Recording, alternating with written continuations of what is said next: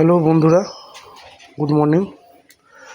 আমার পায়রাগুলো কদিন ধরে জলে ভিজে ওদের একটু ঠান্ডা লেগেছে, তো এই যে নিয়ে চলে এসেছি আদা ও রসুনের পেস্ট, 1 লিটার একটা জলের বোতল আর একটা সাদা পরিষ্কার কাপড়।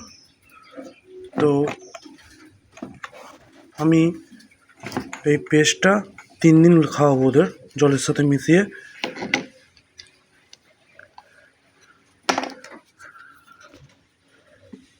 এই যে হাতে করে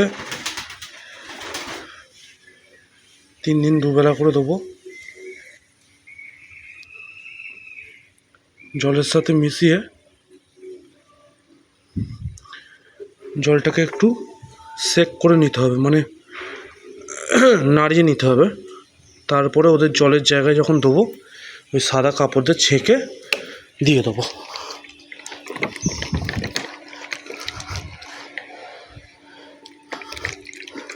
এইভাবে সেক করে নেবেন। এই যে দেখুন ভেতরে সব গুলছে। কিছুক্ষণ সেক করে নিয়ে জলটাকে রেখে দেবেন, দিয়ে ওদের এই জলের জায়গায় যখন দেবো এই যে সাদা কাপড়টা এনেছি এইটা করে ছেঁকে দিয়ে দেবো।